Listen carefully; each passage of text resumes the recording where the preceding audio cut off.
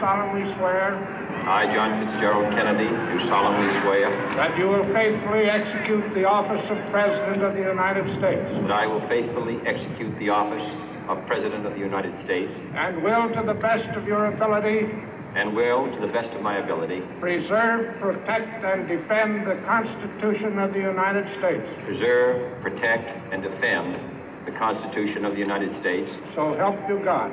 So help me God.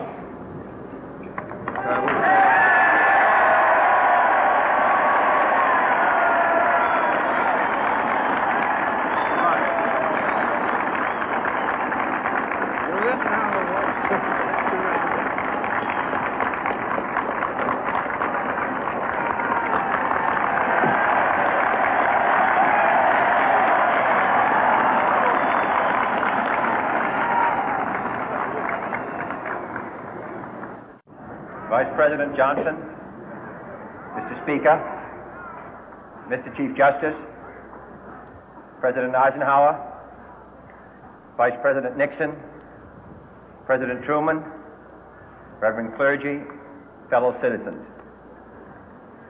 We observe today not a victory of party, but a celebration of freedom, symbolizing an end as well as a beginning, signifying renewal as well as change. For I have sworn before you and Almighty God the same solemn oath our forebears prescribed nearly a century and 3/4 ago. The world is very different now, for man holds in his mortal hands the power to abolish all forms of human poverty and all forms of human life. And yet the same revolutionary beliefs for which our forebears fought are still at issue around the globe.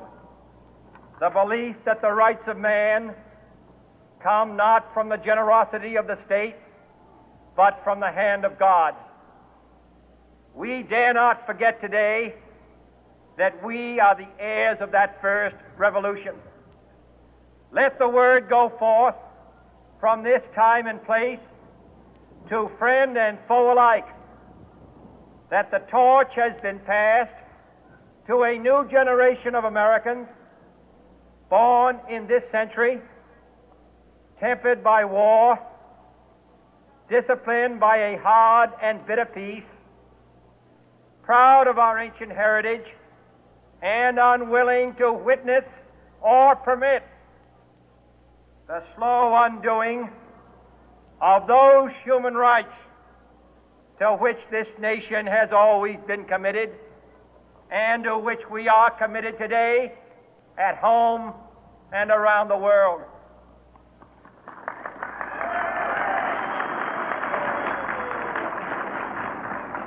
Let every nation know, whether it wishes us well or ill, that we shall pay any price, bear any burden, meet any hardship, support any friend, oppose any foe to assure the survival and the success of liberty.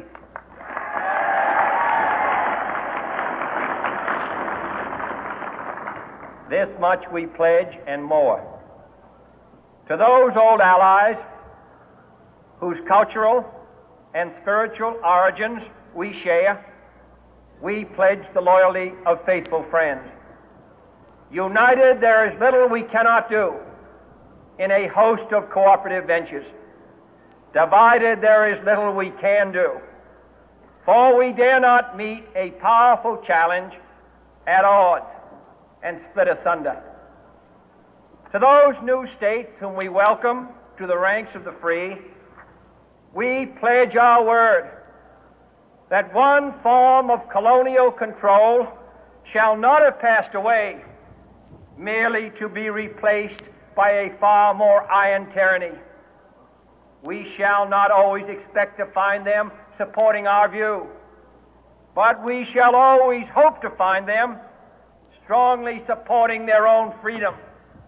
and to remember that in the past, those who foolishly sought power by riding the back of the tiger ended up inside.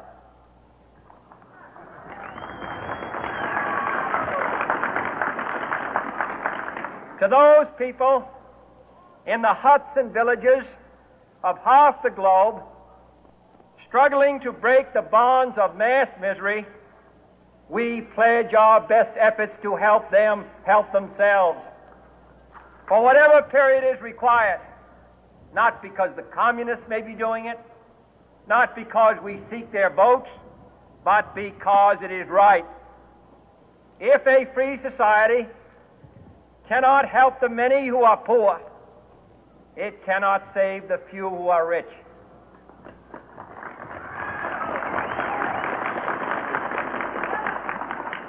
To our sister republics south of our border, we offer a special pledge to convert our good words into good deeds, in a new alliance for progress, to assist free men and free governments in casting off the chains of poverty.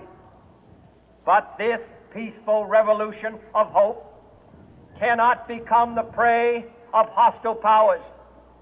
Let all our neighbors know that we shall join with them to oppose aggression or subversion anywhere in the Americas. And let every other power know that this hemisphere intends to remain the master of its own house.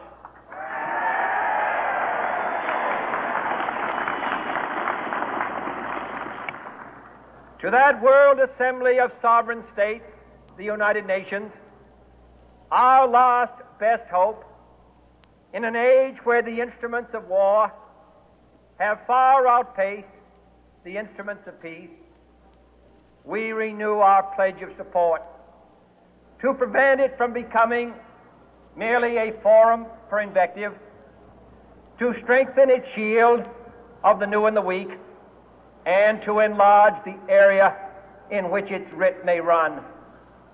Finally, to those nations who would make themselves our adversary, we offer not a pledge, but a request that both sides begin anew the quest for peace. Before the dark powers of destruction, unleashed by science, engulf all humanity in planned or accidental self-destruction, we dare not tempt them with weakness, for only when our arms are sufficient beyond doubt can we be certain beyond doubt that they will never be employed. But neither can two great and powerful groups of nations take comfort from our present course, both sides overburdened by the cost of modern weapons, both rightly alarmed by the steady spread of the deadly atom, yet both racing to alter that uncertain balance of terror that stays the hand of mankind's final war. So let us begin anew, remembering on both sides that civility is not a sign of weakness, and sincerity is always subject to proof. Let us never negotiate out of fear, but let us never fear to negotiate.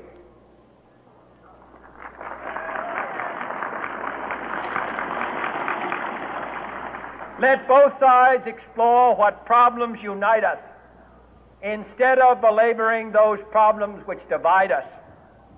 Let both sides, for the first time, formulate serious and precise proposals for the inspection and control of arms, and bring the absolute power to destroy other nations under the absolute control of all nations.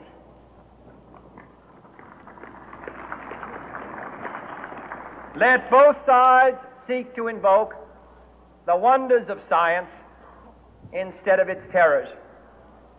Together, let us explore the stars, conquer the deserts, eradicate disease, tap the ocean depth, and encourage the arts and commerce. Let both sides unite to heed in all corners of the earth